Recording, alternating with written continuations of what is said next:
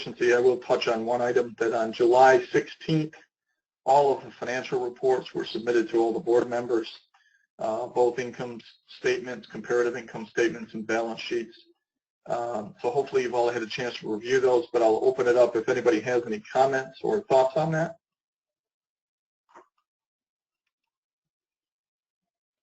Okay. With that, then I would just defer to the July 9th Audit and Finance Committee meeting minutes to serve as the report. And that's it, Jeff. All right. Great. Thank you very much. Bills and communications? Yes. The bills were, I believe, submitted as an attachment, and you can see those in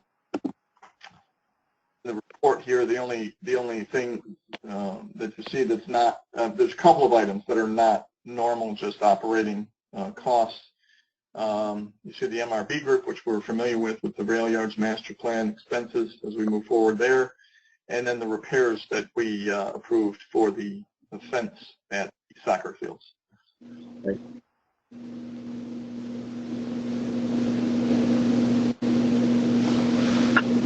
So that if there's no questions, we just need a motion to approve the bills. I'll make that motion. Thank you, Dave. Thank you, Dave. I'll second, Cheryl. Thank you. All those in favor?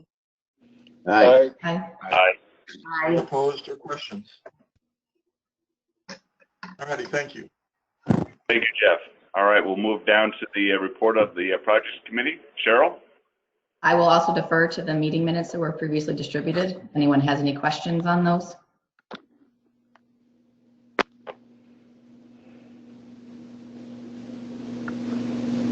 Okay. All right. Can we just get a motion to approve the Projects Committee report? I so move. I'll second. Thank you both very much. All in favor? Aye. Aye. Aye. Any opposed? All right, great.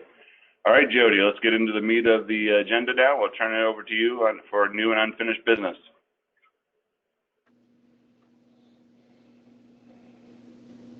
Okay, I would like to let Lisa Nagel or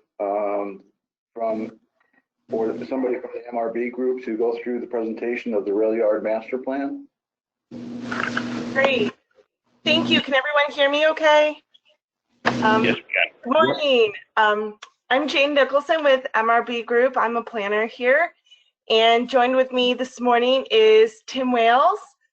Tim is an engineer in our Saratoga office. And also joined with us is a lawn planning and design. We have Lisa Nagel, joined by Jared Tadich and Espen Cicada, who I believe is also on the line, doesn't have video turned on. So this has been a really exciting project. For the past 2 months, we have been developing the preliminary conceptual design for the master plan. And in addition to having meetings with Jody and Megan, we've had the opportunity to meet with the local environmental group and get their input on the process and what their interests would be. And so we've really gone through this comprehensive planning process with the team. And Jared, Espen, and Lisa have done just a really fantastic job capturing all of the interests and what you all are hoping to accomplish. So now we are at a point where we have drafted the preliminary conceptual master plan, as well as some really great renderings to help bring the plan to life, which we can use in any marketing material and really put out there for developers, as well as the associated cost estimates, which we will be reviewing this morning, which covered the cost for all the improvements in order to make the master plan come to life and for implementation. So with that, I'm going to turn it over to Jer, Lisa, and Espen to walk you through where we're at now with the plan, and then Tim will jump in and we'll review the cost estimates. So Jer and Lisa, if you can Lisa, I'll take it from here. Good morning. My name is Jared Tadich, working with MRB on the site. It has been an exciting project. Even though it's an industrial park, it's a very interesting site. So what we've done, I'm going to move through this quickly for the sake of time and welcome any questions that you may have. So what we've done is looked at the overall site. We have a 79-acre site that we're working with. Okay, and from that, we then defined what would be the buildable area of the site. Buildable area is the total area of the site that is not encumbered by environmental constraints, say wetlands, streams, sensitive areas, sensitive habitat, what have you. And what we have to build on the site is a total of 37 and a half acres of buildable area. So what we've done is we developed a series of plans that looked at different options of how to utilize that 37 plus acres, and that's what we have today. What you see on the screen now is the total area of the site, and that is the buildable area in the tan. What you'll also notice is that a portion of that buildable area has a dashed green line surrounding it. Green line represents a 100-foot buffer from wetlands, from DEC wetlands. Okay, that's a requirement, which further reduces our area, but gives us a well-defined boundary in which to develop the plan. So, all in all, we have a 37-acre developable area. The existing road transversing through, essentially through the center of the site, that you will see we're going to best utilize that in its general location as we present a concept. Okay, next plan. I got my crew here helping. Okay, so what we're looking at is an overall site plan for this aerial view. And you can see that to orient us, we have the rail line to the bottom of the image. And this site does have our rail siding, and that's shown by that black line. Essentially, what we're doing is continuing Roundhouse Road as it enters from the eastern part of the site, and following its general existing layout, it connects to on the western part of the site into the other industrial areas. The northern portion of the site is generally wetlands, forested wetlands. There's the stream through there. With the interested environmental groups, I'm happy to report they seem pretty pleased with the design as presented. That blue line that goes through the site, is a little squiggly, represents the stream of the site. It's an unnamed stream in DE book of stream names, but nonetheless, it's a stream that we need to be cognizant of from an environmental protection standpoint. So we have some built areas already on the site. They're in a black outline to the east. Those are the developed portions of the site. Proposed plan that we've been working through has colored versions of the buildings. They're A through E. And this is an example of how the site might be developed based on different square footages of buildings, understanding that who the ultimate B or owner would be would have their own facility needs. So this is a representation of the area, and I believe it represents a total square foot building of 177,000 square feet. Okay, with substantial parking of about 600 vehicles also depicted in the site plan. Okay, so that's our layout. We also within this plan we have provided accommodations for stormwater mitigation, which is a major component in a site development. A rule of thumb is to utilize or reserve approximately 1/4 to 1/3 of your proposed development area for stormwater retention and management, and that's what we've done on this plan. Can you point out some of these stormwater management areas? So there's a large one through there. in through there, and we have a third one to the right in there. So those are stormwater management areas for each of the portions of the site. And once again, I mentioned we have the area for the rail siding down on the south that covers a good portion of the area to be proposed for development. Okay. And I think we can move right now into some aerial images, perspectives of what the site looks like from a developed standpoint. So this is looking from west to east along the so that center road in there is is Roundhouse Road, pretty much as it exists in its current location, but more structured. We're looking at doing approximately about a third. This depicts about a 30-foot wide paved area, and looking at doing water sheeting off the edges into collective bioswale, so we don't incur the cost of curbing and what have you. And it allows for free access onto the site where the proposed tenant sees it's needed. You can see the railroad yarding with the red railroad engines there on the right. Okay.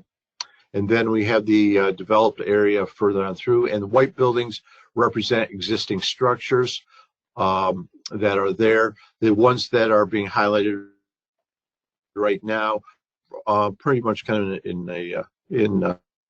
less than the ones up front towards the image, up front towards the bottom, the three towards the bottom, the three towards the bottom, Esvin.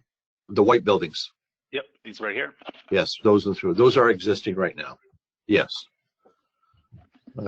Next image. Okay, so these are different perspective views of the site. So this is above the rail lines onto the site, and I should also note that I didn't before, where you see the stream in the back. That's the existing course of the stream, that blue line that goes through the back there. We've also incorporated a multi-use trail in orange that would parallel a good portion of the stream and a portion of Roundhouse Road that would connect on through the site and for the length of it. So more of what we looked at the same, fencing the area that we can build on within that 37 acres, accommodating for stormwater management. Esvin, can you point out the stormwater management basin in this? You got it right in through there. Okay. There's one up here. And so what we would do from there, that the water would then be, once it's kind of cleaned in that system, it would then be released into the wetlands to the north. All right. And I believe we have, what, one or two more images? Yes, we have give three you more. Different perspectives onto the site. Okay. Good. All right. So here, this is a pretty good example of the white buildings are the existing industrial uses on the site, and that this is how we're looking to infill. There's one line east that is buildable. That's represented by that image to the right. That's being circled now. Railroad lines and more of the treated area. So you can see the whole northern portion of the site is remaining undisturbed. Okay, next image, Esvin. More view here. You can see the multi going. This is coming western portion. This is one of the larger buildings that's depicted in front of us there, and how it integrates with the surrounding woodland area, and the stormwater management area provides for tractor trailer circulation, employee staff parking. So we've got all the possibilities that you would want to have here, with also the need for some outdoor storage depending on the type of the use. Okay, next image. Good perspective looking to the south. You can see the stream through there with the multi-use trail, the stormwater management basin, parking, 3 or 4 of the buildings, the railroad siding on the top of the image, and the existing buildings that are to the right, less than pristine shape, but nonetheless they're existing structures. And I believe we have one more. It's the master plan. back to the plan view. So zooming back up to the plan view, that was the tour of the site, and you can see a majority of the development occurs to the southwest portion of the site, with one infill building at Lot E to the right there. Okay, and the west to the north. All right. Questions on that? Can we go back to that? Okay. The questions, comments I could answer? Do my best to answer. This plan does. We looked at different options. Go ahead. I have a question. Yeah, go ahead. I'll go after you. Okay. You talked a lot about the road, and that's not a really great road currently there now. Is there any advantage of moving that road anyway to more, to increase the usage of that land? What we did is in the initial concept studies where we were looking at different variations. I should also say that once we worked up the concepts, we were on the site to visually see how it would fit, and did a walkthrough to look at things in more detail to make sure what we're looking at the photo imagery was actually what was on the ground. The Roundhouse Road to the right of on the eastern portion, we're somewhat locked into that location due to its adjacent nature to the existing uses. And then as you travel to the west, locating it, and it's pretty much its existing location, gives you the most usable to remain for large building areas. So there was an advantage to doing a circuitous route around the to the north, where that kind of the area dog legs being A is site development portion A. We did look at this, paralleling the stream, if you will, and it seemed to use up more space and give us less buildable area. I think it knocked it down by about 3 acres, 3 to 3.5 acres by doing that. So this proved to be the most efficient location as far as retaining buildable area. I had a question. It's probably just something if Jody could just give me a reference point, but I just wonder for our current for Pony, the current development park, what's the overall square footage, like ballpark, of the buildings over there compared to what we're looking at the rail yards? I just for a reference point. The overall acreage of the Oneonta Business Park is probably about the same square footage as what's being presented here. Most of the buildings that are on that are 20,000 square feet to 30,000 square feet buildings. And what we have left in that business park is probably about 35 acres. So this shows much larger buildings, right? Which is what we're trying to accomplish here, as opposed to the smaller size buildings which are in the Oneonta Business Park.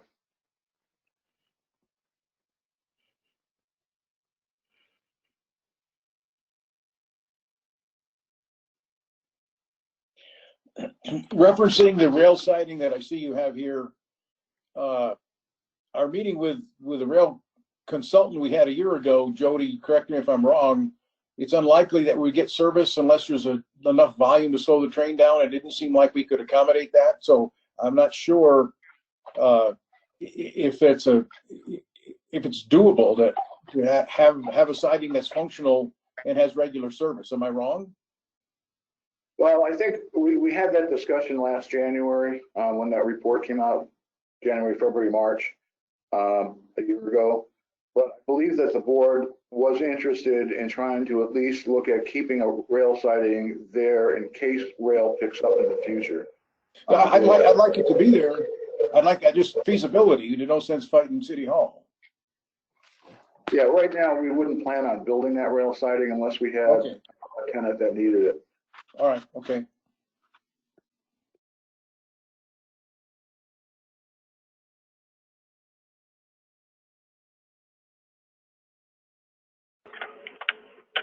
All right, any other questions?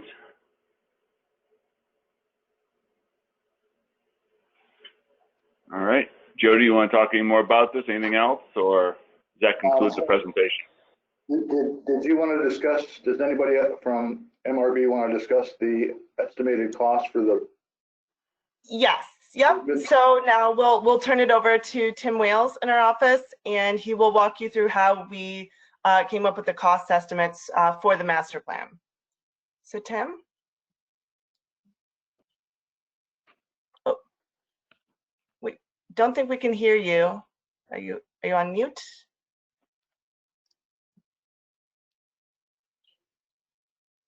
Let's see, where is Sorry. Technical difficulties.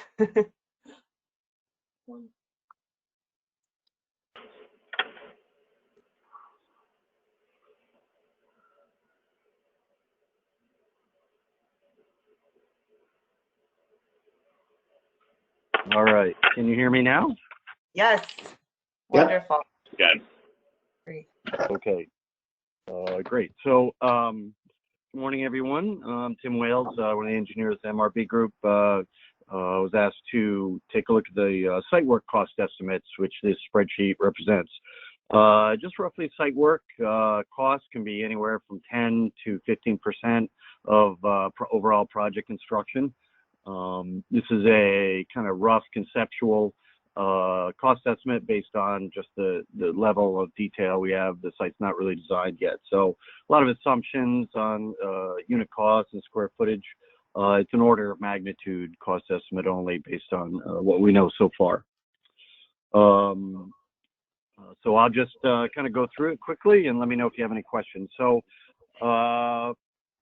first off, to get down to site preparation, that's included in our unit costs. Move down to removals. Clearing and grubbing is how you prepare a site, removing little trees and everything. That's both done for the path and the site boundaries. That comes out to a little under $200,000. Stormwater management is a site-specific estimate. In other words, that wasn't estimated. This cost estimate is really a right-of-way cost estimate, or otherwise what the IDA would do to prepare a site to make it ready for development. In other words, you'd clear the lots, but you wouldn't do any kind of stormwater management construction yet, as you don't know the size and the magnitude that would be needed. That depends on the amount of impervious surface created by parking lots and buildings and private site development. So, so moving down, most of our costs are down in section F, utilities, starting with electrical, lighting along the right-of-way, transformer, and those associated costs. Next is sanitary sewer. Sanitary sewer roughly is around $150 a linear foot, with some connections to some manholes. Water line, water main, a little more expensive. Generally, lay an 8-inch diameter ductile iron pipe water main, because that's a pressure main with inspection and testing requirements. Generally, about $200 a foot. Some connections and fire hydrants thrown in there, and gas service. Gas will generally be laid by National Grid or NYSEG, about $100 a foot. So that your utility estimates come to a little over $1 million for this size of a development. Road, next section G is asphalt. Asphalt can get kind of expensive, so based on the project limits, excavation and installation of the pavement comes out to be about $800,000. Assuming a 12-inch sub base with a binder and top layer, about 4-inch each. Next estimate there is our H. That's our woodland trail that goes around there. Those units based on stone dust trail, say excavation a little less than a foot, and stone dust trail on the site with a couple pedestrian bridges. The pedestrian bridges, I put in about $25,000 each. A pedestrian bridge can vary widely in cost. You have a significant span or structural bridge that can cost a lot more, but $25,000 is a small timber prefabricated bridge constructed for a small crossing there. The restoration and landscaping, obviously we'll want to hydroseed the entire site along with the restoration of the trail excavations. It's about $100,000 and some site amenities, including some trees. So that brings us about a little under $3 million for the site work costs. So the next section is soft costs. Soft costs are non-construction costs. They can be around 25% of a project.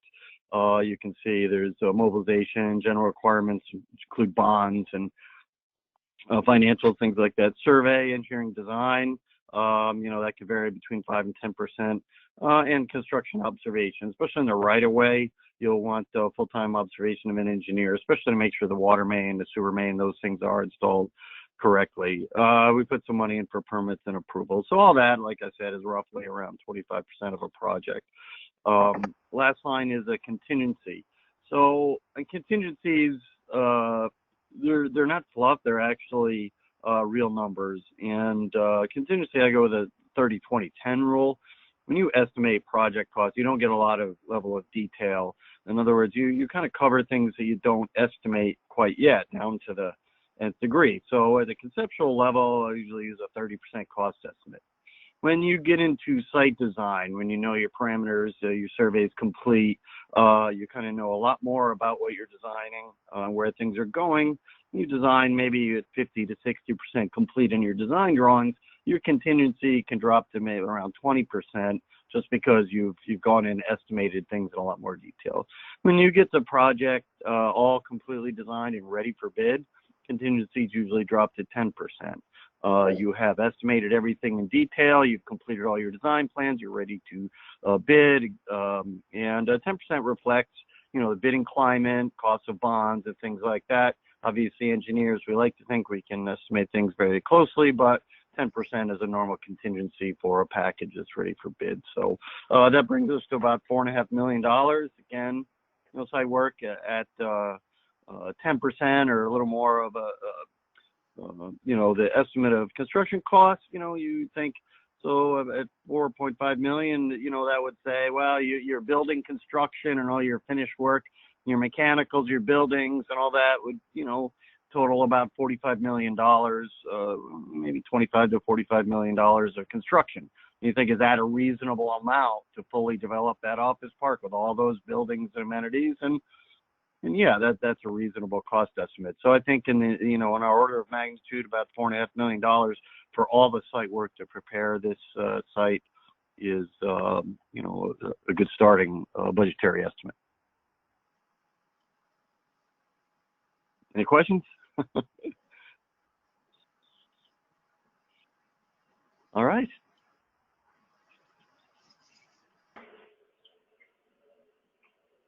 Okay, no questions. So that kind of concludes our portion here.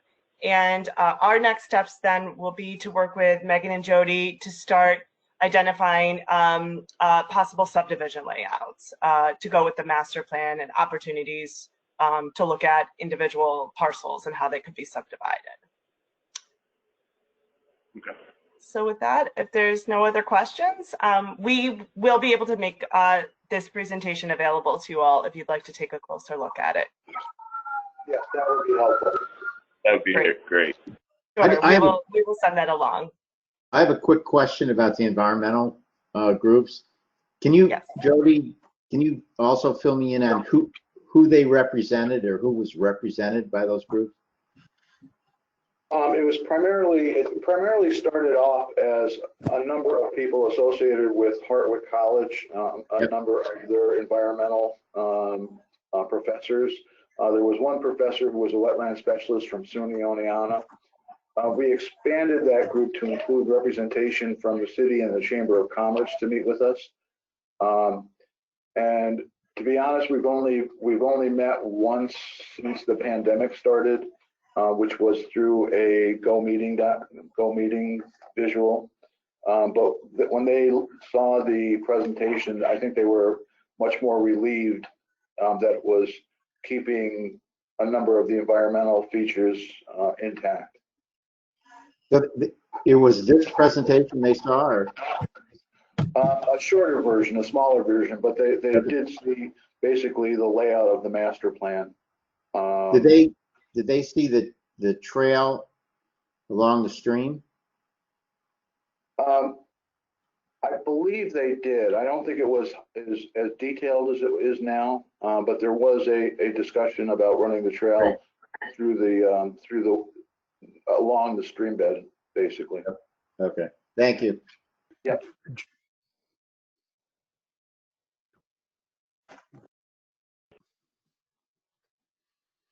Great. Well, thank you all so much. And we will, I will send this presentation along to Megan. And if Megan, if you'd like to distribute. Yes, I will. And then as always, great. And please let us know if you have any other questions. We are available by email. Thanks, and Jane. phone. All right. Thank you, everyone. We appreciate it. Bye, guys. Thank Bye. you very much. Okay, guys. Have a wonderful day. Bye. Bye.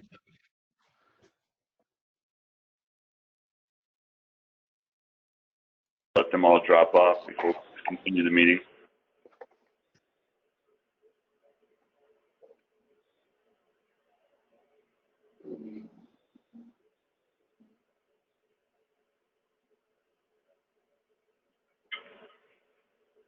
Jody, are those costs that they outlined for the project preparation, are those the kinds of things that like a Red Sea grant or I mean, is that the kind of funding that can you secure funding through the New York State funding options to do that kind of work? Yes, that was one of the reasons for the cost breakdowns, to look at potential funding sources. Right now, we have a $500,000 from Empire State Development toward the infrastructure improvements. One of the things that we would look at in the future is a potential EDA grant for this project, which can provide up to 50% of the project cost. So between the two, we're talking probably about $2.5 million. And then we'll be searching out other funding through state DOT and other programs. But the ability for EDA funding on this project is much more doable than the one in Richfield Springs, in the sense that this site sits in an opportunity zone, which allows it to get special preference for EDA funding. Great. I would just note that we're looking at utilizing a little bit less than 48% of the total acreage in the rail yards, that's kind of a lesson for anyone in development, meaning, you don't know what you have until you actually have this kind of a report. It was not. That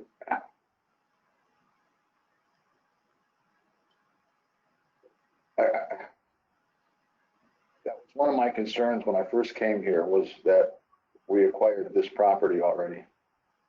But it is what it is right now.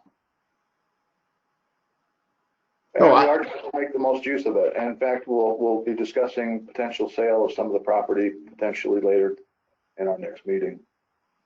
I think that that report does a great job of acknowledging the wetlands and putting us in a position where I don't think there's going to be a lot of opposition to moving forward based on what they've done. I think they did a really good job with that. Yeah, I concur with that. Yeah. All right. Any other questions regarding that presentation? All right. Let's go ahead and Jody, we want to move down. We've got several resolutions we have to approve today. Yes, the first resolution is a resolution authorizing a contract with Vibrant Brands. We received a proposal on July 13th. It provides for agency to review other proposals from other consulting firms and make selection recommendations, review the creativity and direction of which it was going, provide quarterly status and review meetings with our agency, monthly internal reviews of the consultants that are selected regarding their campaign progress, monthly adjustments for monitoring and adjusting the campaign as it would be needed, and basically just a line of communication between us and the selected consulting firm. His fee is $2,500 for his entire firm, and it would be lasting a year.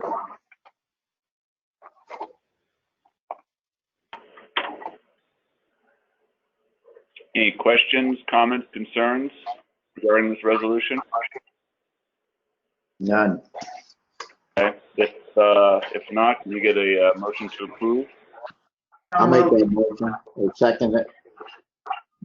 Thank you both very much. Appreciate that. All in favor of the resolution authorizing the contract with Vibrant Brands? Aye. Aye. Aye. Any opposed? Any abstain?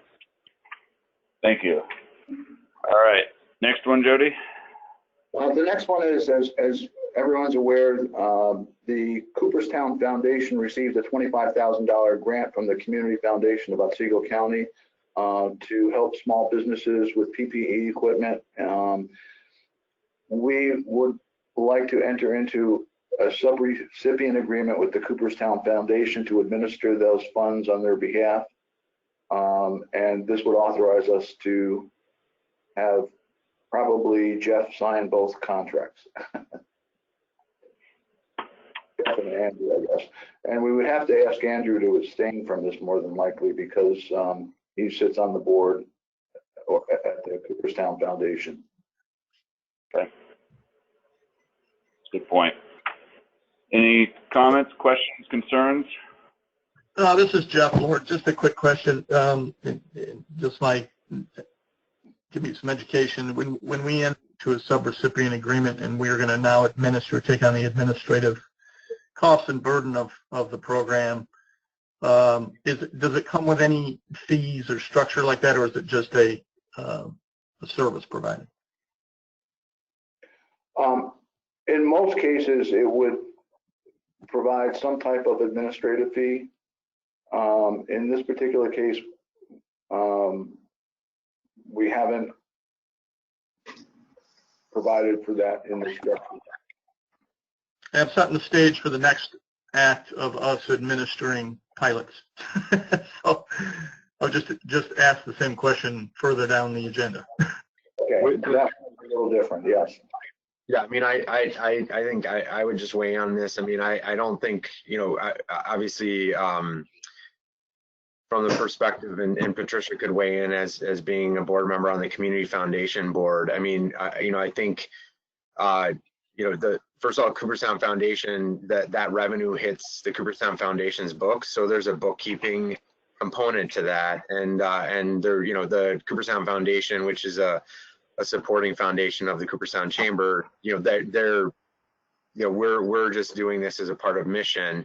And I think the city is taking that same approach. I've heard nothing from the city about charging administration for the money they're getting from the Community Foundation. And I guess looking at it from the Community Foundation's perspective, I think, you know, an admin fee wouldn't, you know, it wouldn't be the best precedent to set with this specific allocation of money, because I think you know, we've talked about this before, the fact that the Community Foundation is giving $25,000 to support the business community is not a common occurrence.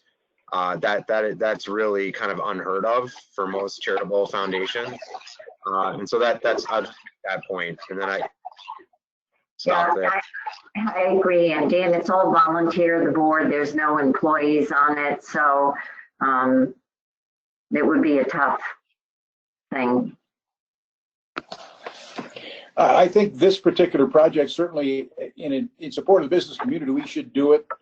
Not looking for money. I share Jeff's concern as we take over more projects for the county, where, I mean, they're in trouble too financially, and if we have to get through this year, well, it's because we'll have to survive long term. You know, we have to be careful of things we take on and use our personnel for those things and don't have them left for economic development. We're all in a pinch. Money's tight. Certainly this we should support and get done and get the money to the business as quickly as we can. I agree, but looking at the county, that's ongoing. I would assume that's taking on a responsibility that's ongoing and a fairly heavy administrative oversight. Yeah, I think Tom circled around my point exactly. So appreciate that. And I think, you know, I assume this, Jody, I can't recall if this came up before, but with the micro enterprise grants that Megan and Jody just finished facilitating for the county, there was an admin fee built into that process. Maybe not as substantial as should have been, but there was an admin fee. Yeah, we're being paid $5,000 to administer that program on their behalf. All right. All right. Anything else? Any other discussion? My Not, I'll question, entertain a motion to approve. Jeff, I just want to, Joe made a recommendation this goes through the CRC, is that correct? I'm sorry, could you say that again? I'm reading on your sheet that the $25,000 should go through the Capital Resource Corporation, correct? Well, it's going to be that the IDA staff are going to be in charge of administering both programs. What we're recommending under the Capital Resource Corporation, as opposed to having the IDA take money out of its own funds, to have the Capital Resource Corporation provide those funds so that no IDA funds are involved in it. Okay. Great, thanks. And again, that was my recommendation based on my discussions with Jody. There's many more strings on IDA funds, and there's a heightened scrutiny regulatory wise with respect to IDA operations. And so that would be my recommendation. Thank you. Any further discussion? If not, if I get a motion to approve the resolution authorizing subrecipient agreement with the Cooperstown Foundation. Tom? Thank you, Tom. Can I get a second? I'll second, sir. Thank you all. I appreciate that. All right. All in favor of this resolution, say aye. Aye. Aye. Any opposed? Any abstain? I'm abstaining. Thank you, Andrew. All right. Excellent. Motion passes. We'll now move on to the next resolution, which is the commitment to cost share with Richfield Springs Eco Industrial Business Park. Jody? Yes. In reviewing of our application, representatives of EDA had some questions regarding the grant that we received from Empire State Development, the $325,000 grant towards this project. And their concern is that we don't have a formal commitment yet. We have a draft intent letter, and I checked with Empire State Development when we received their comments, and they said that you can expect within 2 or 3 or 4 weeks a formal incentive offer from the state committing to that $325,000. However, it makes sense, and normally what we do is when we do a grant application, we show all sources of funds. ESD's funds, though, are only come into the project after the project is completed. They're fully reimbursable. So in order to clarify the funding source, we're suggesting that we add that $325,000 onto our bond limit for this project to raise the entire bond limit to $1.18 million. And that will satisfy EDA's requirement that we have appropriated the money up front. So this is just a resolution bookkeeping activity, I guess. Okay. Any questions, comments, concerns from the committee? If not, can I get a motion to approve? Tom? Second. Thank you, Tom. Can I get a second? Second, Dave. Thank you, Dave. All right, all in favor of this approving the resolution commitment to cost share the Richfield Springs Eco Industrial Business Park, say aye. Aye. Aye. Any opposed? Any abstentions? All right, motion passes. Thank you very much. Next, Jody, we got a letter from New York State Economic Development Council. Yes, Ryan Silva, the executive director of that, sent a letter to all IDAs informing them of a Senate and House and Assembly bill that is moving through the state legislature. And it recommends changes to what the Public Authorities Office can do. And that has to do with basically, when we do Paris reports, at the end of the report, you've got to certify that all the information is true and correct and accurate to the best of your knowledge. Now they want a clause in there that says that you can be held liable for perjury if any of that information is deemed false. In addition to that, the Public Authorities Office can commence actions or special proceedings to annul the corporate existence and dissolve the corporation if it's acted beyond its capacity. And the New York State EDC is recommending is that we strongly object to this change in the state legislature. Personally, on every grant application I submit, there's a clause at the end that says, under penalty of perjury, I certify that this information that I'm submitting on this grant application is correct. So it's really not that much different. The exception is that you can make calculation mistakes. And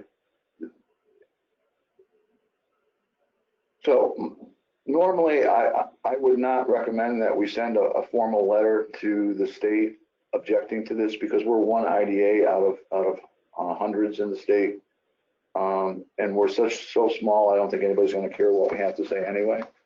But I'm just bringing it to your attention, and we will let our state elected officials know that we're not in support of this. And that's kind of the only thing I wanted to bring to your attention. Let me ask a question. Who particularly could be charged with perjury? The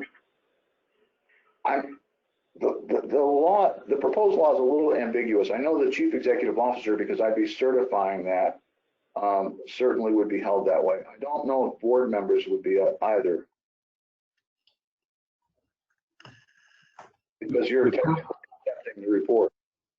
The purpose is the person signing the report is going to be held to that standard. And the concern being raised by the trade association is that given the political tenor, will that, and because there's a lot of gray area, frankly, in the information contained in the report, would it provide a means to unfairly investigate industrial development agencies and other public authorities that are subject to these rules? Already the IDA is subject to audit by the ABO, already subject to audit by the Office of State Comptroller, already subject to regulation by the Attorney General's office.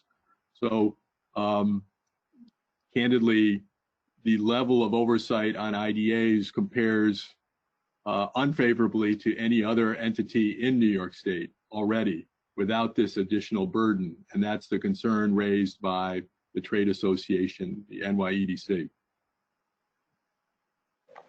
I guess the question that I would have is once again, new information changes things. If Jody can sign it to the best of his knowledge, everything is accurate, he's done his research. 2 months from now, new information comes out that he didn't have, and the conclusion ends up being wrong. Now he's got himself in trouble for something that he didn't do. You know, information didn't bubble up. I mean, these are so many moving parts in a lot of these projects. Look at IOXIS. There's so many moving parts, and you affirm what you know, but you know, things change. And I'm just worried about, as hard as it is to get anything done economic development wise, why are we making it even more difficult? It seems unfair to me. And P.S. yes, I like to fight and argue, so I would send him a letter just to irritate him. But that's me.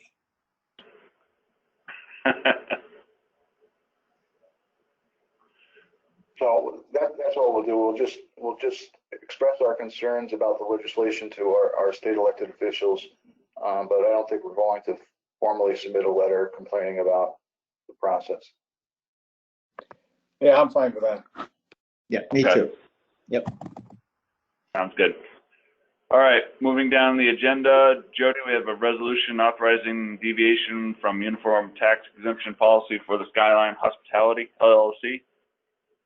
Yes, and I assume that there may be a couple of people on our viewing that would probably like to speak about this. I think they're from the school board, but I'll defer this right now to Joe Scott so he can walk us through. Sure. speaking in summary fashion, the resolution approves the pilot structure for the Skyline project. The Skyline project pilot structure mirrors 485B, which starts at a 50% abatement and drops by 5% a year over a 10-year period. That structure is actually less favorable than what our normal policy would provide.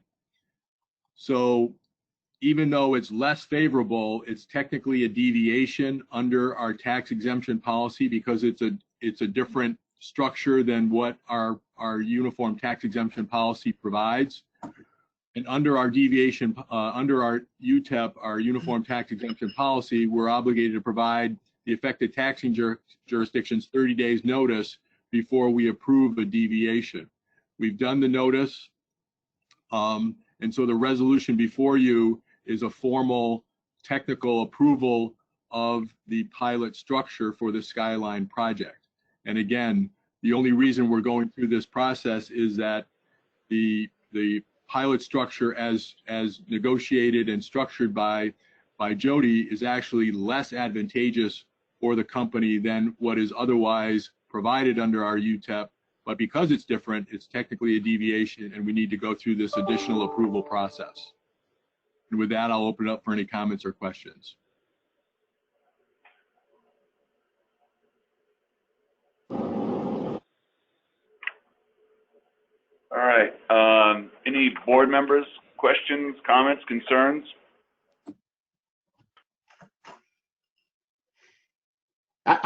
My question is, Jody, when you said something about school board, what were you referring to? That there was maybe a disagreement? Yeah, you have Tim Hayes, is the Cooperstown School District Board President, and Bill Crankshaw is the superintendent. They're both on here,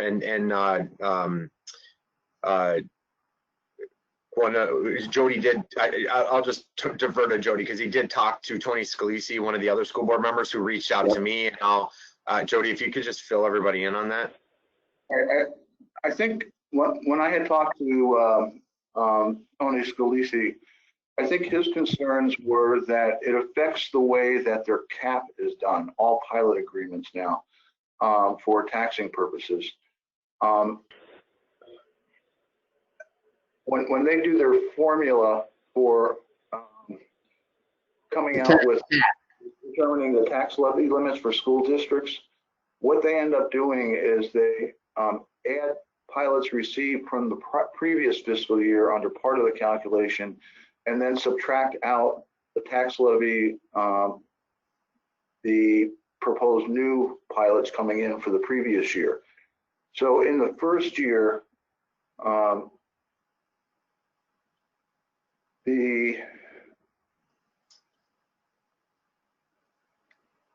there would be an increase in pilots by about $17,500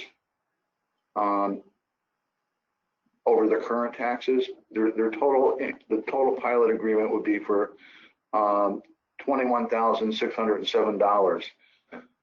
The years following that, it doesn't really affect so much because it's mainly $2,000 increases each year.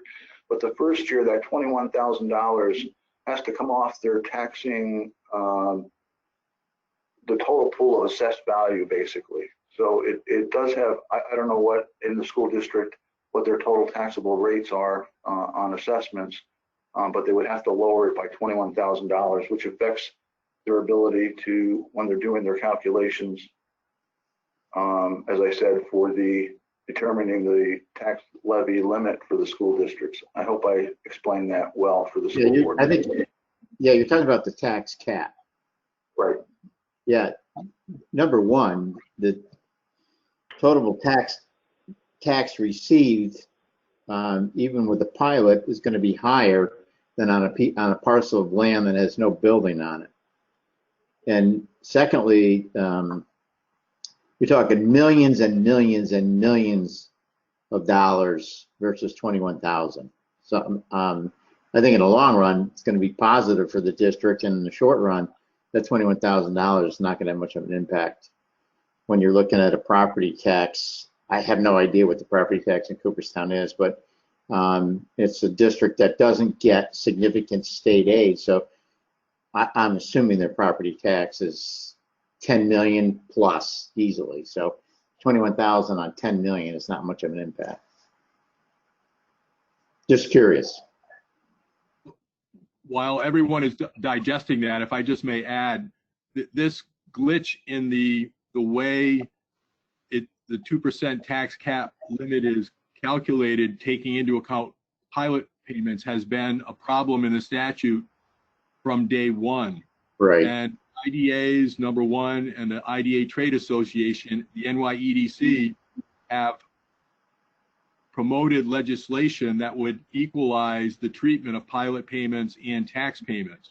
Right. And there's no receptivity at the part of the legislature or the governor's office, for frankly reasons that escape us.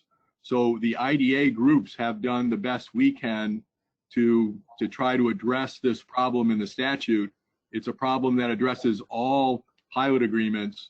And again, it's actually gone so far as to be approved by both houses, and then the legislation is sat and been vetoed by the governor's office. So it's a very unusual situation. We, to be honest, can't understand why it doesn't get fixed, but it is a technical glitch in the statute, and it's something that IDA groups have been trying to remedy for years.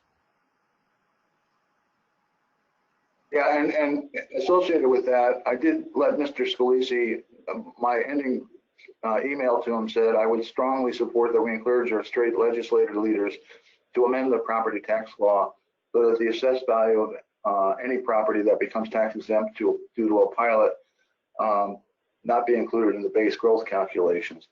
So I will certainly send a letter to our state elected officials on behalf of all school districts in the county recommending that they do away with this section.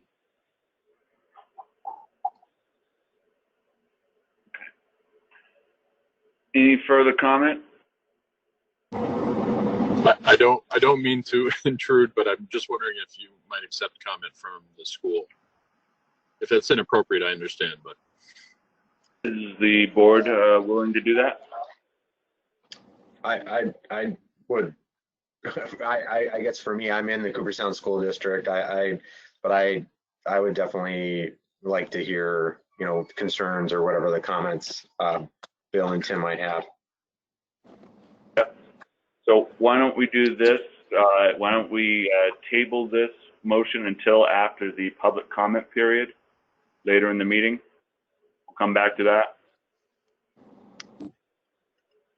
Makes sense. Okay. All right. So let's move down to the next. We have an authorizing and setting date for public hearing on Systematic Power Manufacturing, LLC, Jody. Yes, this project, I'm sorry. Systematic Power Manufacturers is actually the company from Tennessee that is purchasing Ioxis. And as part of that structure, we had been able to receive a $1 million Excelsior tax credit benefit from the state of New York for this project. We've also included pilots and payments and sales tax exemption.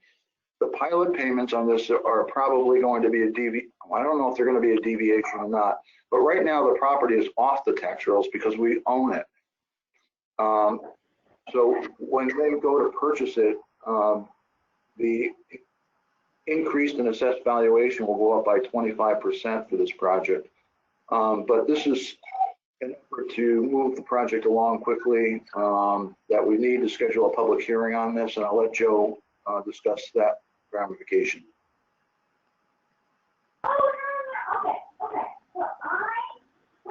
Thank you, Jody. I think the only issue with holding the public hearing is that under current executive orders, we can hold the public hearing remotely, and we're coordinating with the company and with Megan in terms of the preparation of the notice to make clear that people can call in or log in via remote audio video access.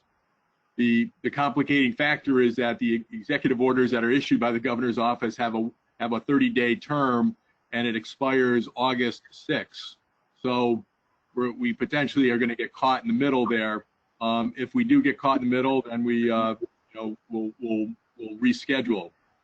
But the issue is that we're trying to keep up with the company on their timeline in terms of the acquisition of the site and the equipment, and given the amounts that are being asked for, it's consistent with both the IDA statute and our public hearing rules, and I think that's really all I have to say about it, Jody. I'm ready to finalize the notice and coordinate with Megan in terms of the scheduling. We just need to pick a date and move it along.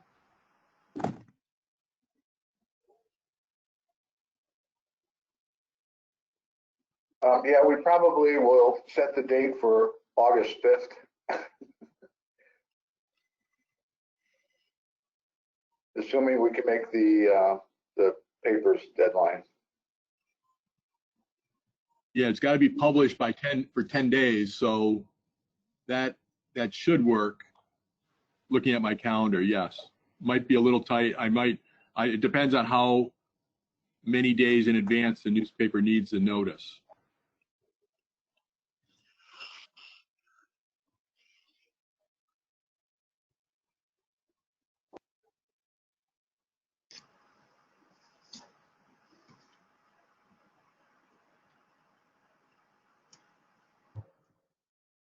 You're on mute, Jeff, I think. Sorry. Jody, do we need a resolution or anything from the board, or are you fine with it? Well, unless it was an emergency situation where I could be directed to by you, I would require that the board authorize me to set a public hearing for this. Okay. So can we get a motion from the board to authorize the establishing of a public hearing for this? Yeah, I'll make it. I'll second. Or second, whatever. Thank you both. All in favor? Aye. Aye. Any opposed? Thank you. All right, go ahead, Jody. Next on the agenda is a brief update on Andela Products. She has sent in a signed memorandum of agreement to reimburse us, both Andela Products and Ruby Lakes Glass, $1,000 for a total of $2,000 for the design work the grant application work that was done by MRB for the EDA grant. So that check should be coming in a couple of days. I just thought I would update the board that they are reimbursing us, because that was one of the requirements that this board asked, that they contribute toward this study. The second thing is she still is working with a company out of Holland right now. They're getting closer to making agreements to do a joint venture on a project, and that's really good news for Andela. And they are starting to get back to normal.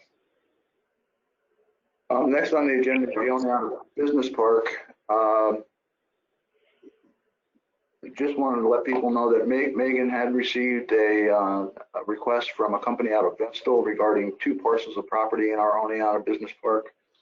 So Craig would be happy to know that our signs are doing some work, that people are reading them and making inquiries onto selling our property in the Oneonta Business Park.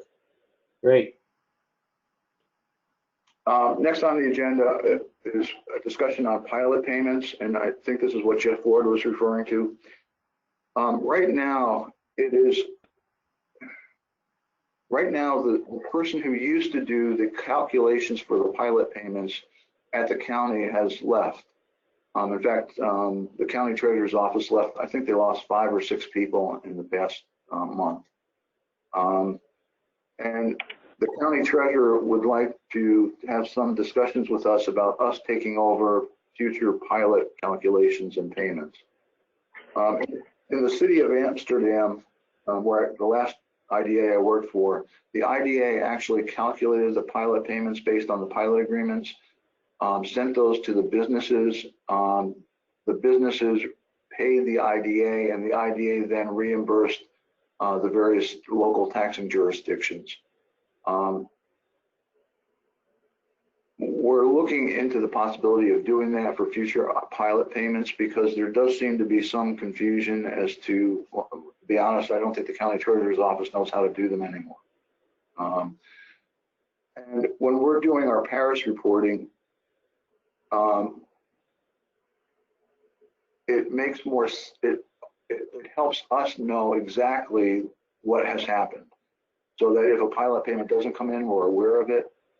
Right now, it's up to the taxing jurisdictions to notify us if they haven't received the pilot payment.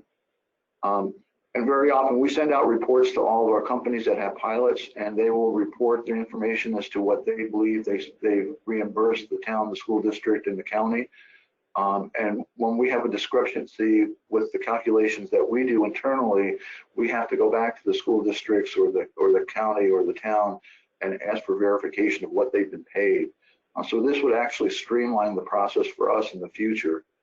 I am not recommending that we go back and redo every pilot agreement.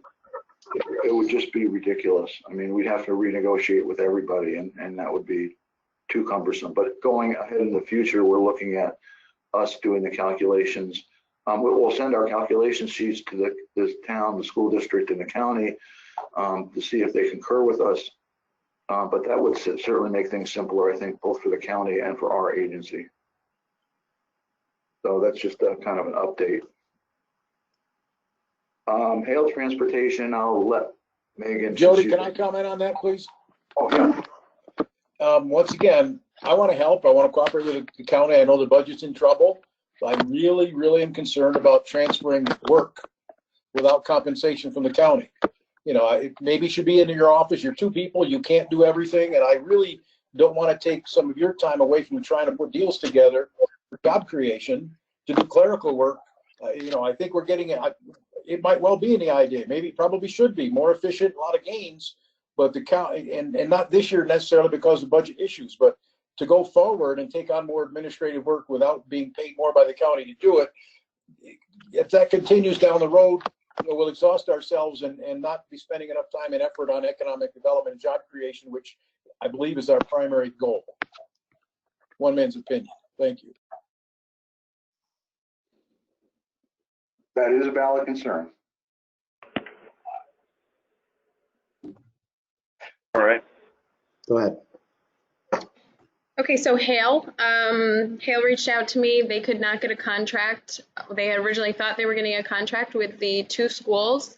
They did not. So he did sign the amendment to the lease that he was going to stay another year, but he has told us that he will be out by the end of July.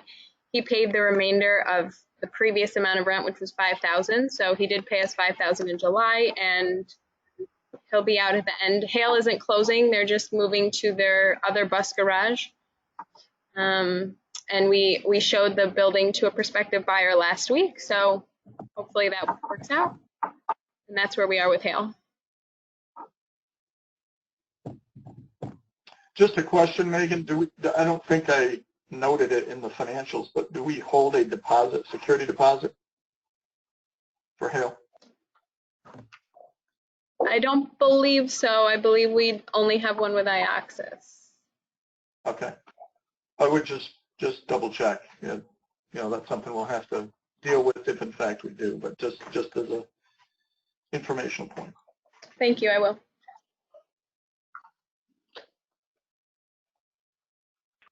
All right.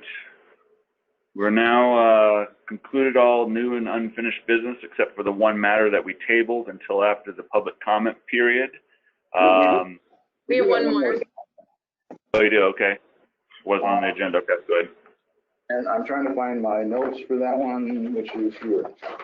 We sent out requests for appraisal services to actually have the Hale Street building appraised. The last was appraised in 2017.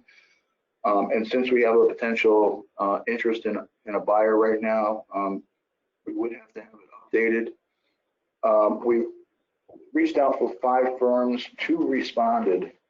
One was from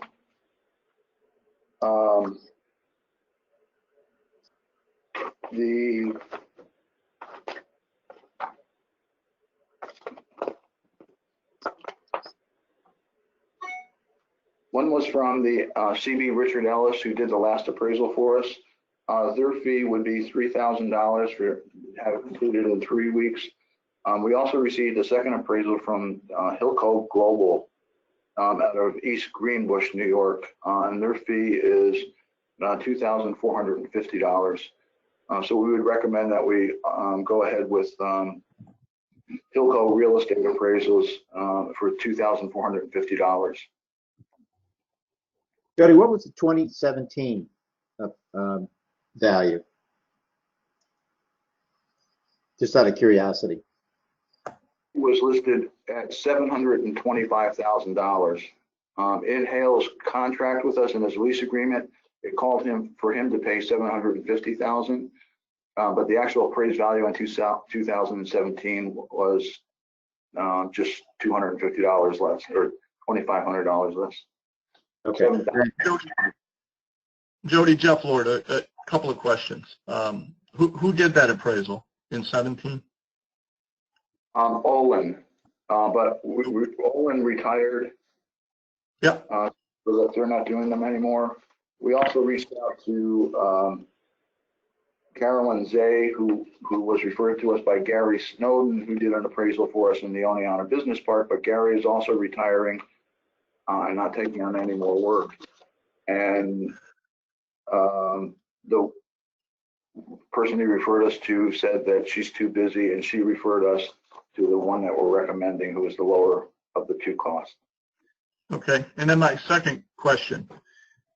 I am presuming that you want to move forward with an appraisal because we have a potential buyer and want to kind of support what value we're going to want to require or ask for the property.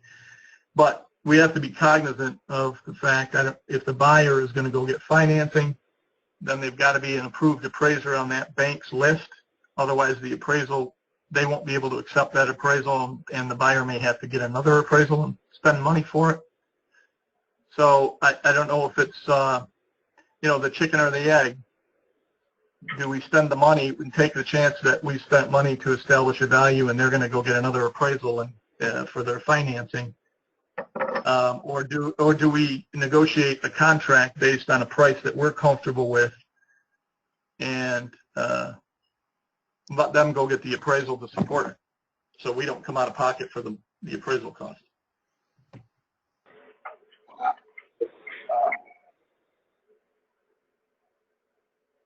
I would suggest that at this point in time, then we would defer this until after we have a discussion about the company that was interested in potentially buying it. Fair enough. Okay. Yeah, that makes sense to me also. Okay, we can table that matter then. All right, any other issues, Jody or Megan, under new and unfinished business? No. Okay.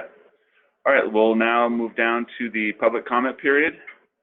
Anybody in the public who would like to make comments, please let us know your name and where you're from. Sure, this is Bill Crankshaw, Superintendent of the Cooperstown Central School District. And I want to thank you for the opportunity, first of all, to speak.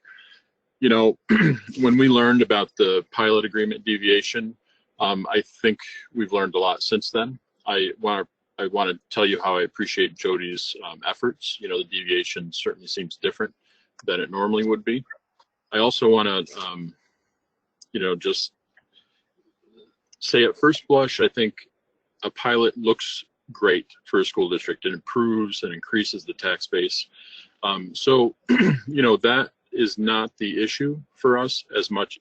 Certainly there's a percentage more that we would like to collect in taxes. That makes perfect sense to a school district, especially in these tight fiscal times. Cooperstown is 2/3 funded in its budget by the tax payers. And so everything to do with taxes is significant to us. So I think both Joe and Jody are absolutely correct. The correspondence with Tony Scalisi was spot on. Tony was spot on. Jody's response, I think, was spot on. And I think the way to change the pilot's impact on the tax cap calculation is the issue. And going to our legislators is really one of the only ways we can solve that issue. Because what happens is that a pilot can have a major impact on a school's tax levy, specifically our tax base growth factor, which is one part of that calculation, is impacted by pilots. So we have to subtract the amount of the pilot in that calculation. And, you know, that results in us able to raise a lower percentage of tax levy. So in this case, you know, we're looking at maybe a touch more than 0.1% of our tax levy, which, you know, again, doesn't sound significant, but when we have the 2% tax cap, it looks differently for every district. And, you know, every community is different as well. 1% for us is about $122,000. And so, you know, $17,000, $13,000, it all has an impact on what we can raise so that we can fund the programs. So in short, I would just say, you know, listening to that agenda item was really helpful. I think Jody, just in support of Jody, I do appreciate the deviation and nature of that deviation. I also appreciate your correspondence with Tony Scalisi. I think it is spot on. It becomes a legislative issue, but we also wanted to come to the IDA. Tim Hayes is here too. He may want to say just a word, but it does actually, pilots actually do have a very specific impact on the tax calculation. It doesn't have to do with, you know, the beauty of increasing the tax base. You know, when we have a pilot or a new company or new families coming into the district, it is specifically that pilot's impact on the tax cap calculation, which is almost always certainly negative. And if this were a higher pilot, we would have to perhaps consider even going a supermajority on our vote, which is, you know, that 60% of the voters approving something more, you know, than that 2%, because the impacts are real. And I think that's all I have to say, because our costs overrun the revenue all the time, and we have been, you know, working smarter and smarter to make our budget balanced and reality, and something the community you know, wants and can absorb. So with that, I don't know if Tim has anything, but I want to thank you again for the opportunity. I think we're on the right page here. I just wanted to make known how that pilot specifically impacts the tax cap calculation. Yeah, and I do want to, this is Jody, I do want to appreciate your board for bringing that to my attention. Until Tony told me about the impact on the tax levy, I was unaware of that. So I do appreciate that. Bill, this is Dave Rowley. What's your tax levy for 2021? I knew you were heavily supported by taxes as opposed to state aid. Right. I want to say we're somewhere in the mark of 12, 13 million. Okay, thanks. Yep. Any other public comments? Thank you very much, Bill, for your comments. Sure. Thank you. Sure, I'll jump in. This is Tim Hayes. I'm the president of the Cooperstown Central School Board of Education. We had a fairly lengthy discussion about this as a board, and I tend not to speak on behalf of the board unless I know where the rest of the members, or at least a majority of the members, are coming from. And aside from one member of our Board of Education, Marcy Birch, who abstained from the discussion and is choosing not to participate in this for her own reasons, there's just a general lack of support for pilot or tax abatement processes in general. As Bill said, our district in particular is very unique, especially for upstate New York, in the reliance on the local property taxpayers, given the way that the state aid formula is calculated based on an average. When we, you know, I would actually prefer the state aid calculation be based on a median, because it's more representative of what our true population is. And so generally as a board, we're fundamentally against any kind of tax abatement. And that goes for nonprofits as well. You know, if someone's going to be constructing something that is going to be in our community, it's really part of the fairness doctrine, right? If I'm going to build a house and I built my house and I pay my fair share of taxes, the idea is that everyone, especially in our community, that pours a lot of money into the local tax base because of the state aid calculation and the lack of state aid that we get relative to most of the other districts across New York State, we would prefer that people would pay. And from my own background, my master's degree capstone project was on Empire Zones, and there's just no evidence out there to support tax-based, property tax-based incentives one way or the other. Of course, the developer will tell you that they're absolutely necessary. We can't do this project without it. But there's no evidence to say that those types of incentive projects pass what I call the but-for test. We have a lot of people who are investing in their properties locally and are building new things. We even have someone here who's serving on the IDA who builds and constructs homes, and those homeowners do not receive tax abatement incentives. So in general, just fundamentally against any kind of abatements, because I personally don't believe that it passes the but-for test. There are definitely people, even if it's not this particular developer, there are other developers that could do this project without a pilot agreement. Let me ask you Tim a couple of questions. How you doing, Tim? This is Dave Rowley. Hey, Dave. Did you and Bill can chime in? Did you as a district, did you go to your tax cap limit this year on your vote? Yes, we did. Yeah. Not unusual. The Susquehanna SPCA building, is that not going to take a piece of property that was taxable and now make it non-taxable, or am I incorrect about that? I don't know the answer to that question, Dave. I'd have to look into that. Yep. Yeah.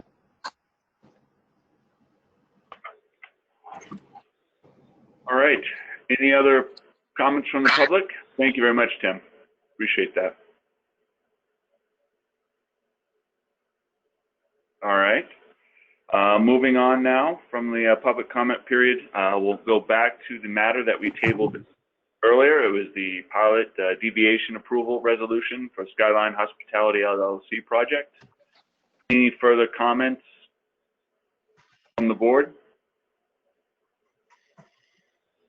This is Jeff Lord. I'll just make a note that I'll be abstaining because I've abstained for all of the voting with respect to this project. Thank you. Josh Edmonds, I got a quick clarification. The deviation is beneficial to, say, the school district, correct? As opposed to sort of the standard agreement. I just want to make sure I understand that correctly. That's correct. Jody, could you give a brief encapsulation of this project from the start of when we looked at that, which was a while ago for this tax abatement, and why we chose to have a pilot for this, where we previously, as I understand it, have never had pilots for similar projects? So just brief history would be helpful to where we got to this point for me. Okay, where we came to this was well over a year ago. The attorneys from Skyline Hospitality and were asking about pilot and other programs that we could offer. And having some discussions with Joe Scott, we indicated that the most that we would probably consider would be under Section 45B of the New York State tax law, which they could receive anyway if they just went and filed with their local assessor. For a number of months, we didn't hear back from them. And then the next thing we knew, we got a formal application from them requesting tax exemption under Section 485B. In our policy documents under our uniform tax code policies, it specifically states that we can look at hotels under Section 485B, but that we would encourage them that they go through the normal process, which would be the assessor's office. Because they are applying to us as well, as opposed to going through the normal assessor's process, as well as that it deviates from our standard policy, which is to grant them 25% exemption in year one, as opposed to 50%. We're deviating from that policy twice, basically. So that's the reason we're holding this public hearing, or this request to deviate from our standard policy. The question right now on this entire project, not to say we shouldn't act on this, is that their bank financing, their permanent, they have construction bank financing scheduled in place, but the permanent bank financing apparently has pulled from this project. And so there is a question as to actually whether this is ever going to get built or not. Certainly they would more than ever need some type of benefit in order to proceed. But it's clear that, and I guess I could defer this question to Jeff as well, that a lot of financial institutions don't want to finance hotels right now. Certainly the recent events have made tourist type hospitality financing undesirable. It may be a passing fancy, but it certainly is impacting the way people are looking at their commercial real estate books. And to your comment, Jody, I just a general statement. If a developer on a $14 million, we're just picking a number out of the air, on a $14 million project, can't make the project work without a pilot program. In my mind, and this is my opinion, there's deeper problems. I mean, the taxes shouldn't drive whether the project could be successful.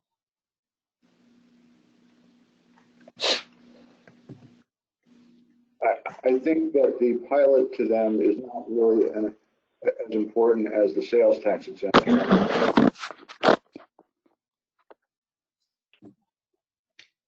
Ditto my comment. Okay.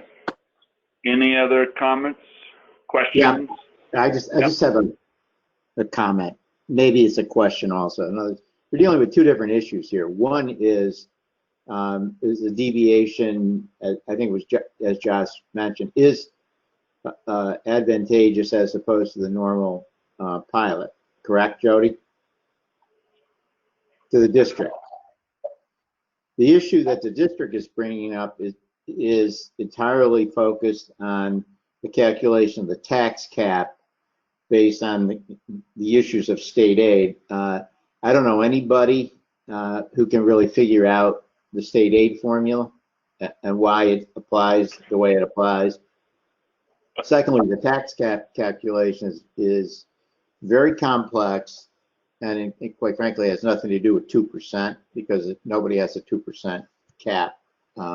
So they're really two different issues. In the end, if this project goes through, the amount of school property tax they pay is going to be beneficial to the district, although it may not be beneficial initially to their tax cap calculation. All right. Any other comments? Okay. Can we get a motion to approve this resolution? And this resolution does require us to do a roll call vote. So can we get a motion to approve the resolution? I'll make the motion to approve the resolution based solely on the fact that we have actually more or less said to this company that we are going to do this. And so I would suggest at this point in time that we not back out on that. So I'll make the motion. Thank you, Dave. Can I get a second? Tom? Thank you, Tom. All right, we will now move to vote. Megan, will you do the roll call? Jeff Joyner, I approve. Dave Rowley, Approve. Jeff Lord, Abstention. Craig Gelbsman, Craig, You're on mute.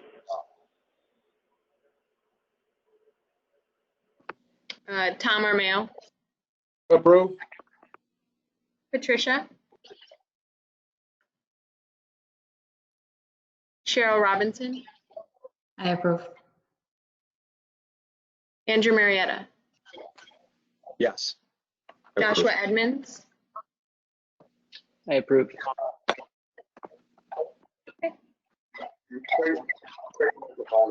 oh, Craig, All right. you've unmuted yourself, but no? Okay. All right. Did we get Craig's vote? No. Okay. All right. But that resolution does pass. All right. And what we'd like to do now is table the remainder of the IDA meeting right now. So, because we are going to go into executive session, we'd like to table this meeting and move into the next meeting, the CRC meeting, if everyone is comfortable with that. Yes. Okay, can I get a motion to table the IDA meeting? I'll make that motion. Thank you, Dave. Can I get a second? Thank you, Cheryl. All in favor of tabling the matters of the rest of the IDA meeting until after the CRC? Aye. Any opposed? All right, thank you. We'll now move on to the CRC meeting. You have the agenda and the materials before you. Megan, will you do the roll call? Jeff Joyner, Dave Rowley, Here. Jeff Lord, Here. Craig Gelbsman,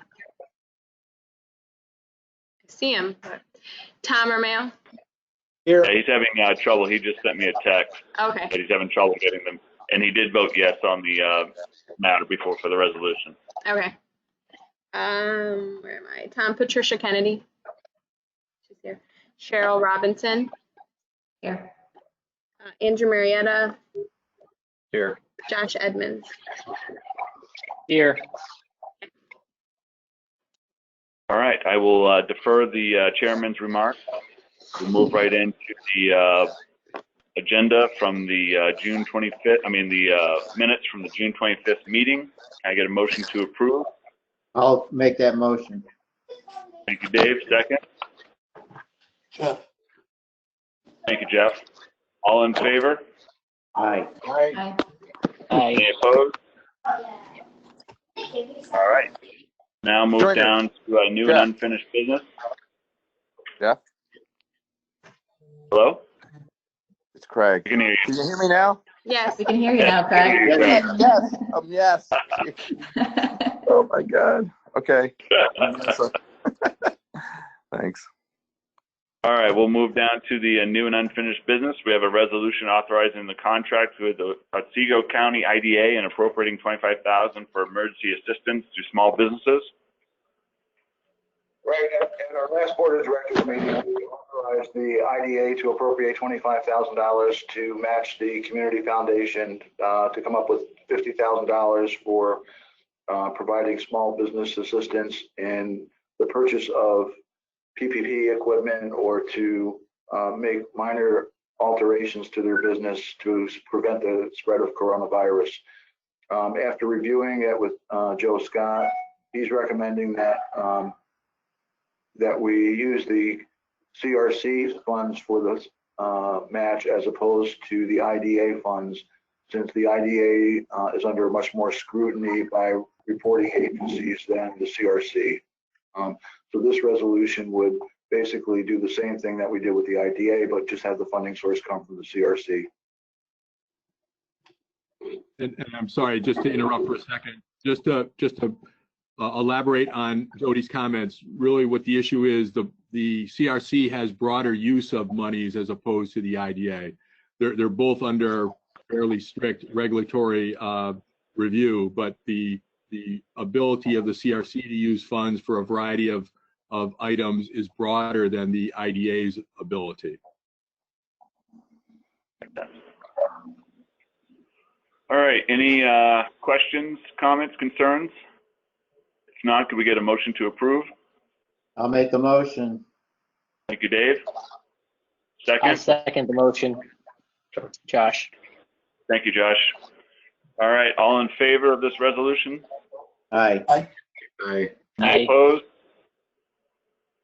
All right, motion is approved.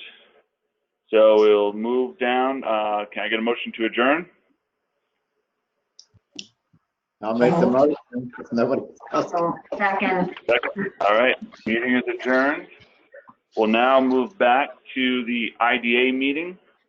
And can we get a motion to go into executive session? You would have received the link just a few minutes ago from Megan for us to go into that session. So I get a motion to go into executive session. So moved. Thank you, Patricia. Take a second. Second. Thank you, Cheryl. All right. All in favor going into executive session to discuss financial history of a company and discuss the sale of property where the price may be affected. Aye. All in Aye. favor? Aye. Any opposed? All right, motion passes. Now go into executive session. See you in a few minutes, everyone.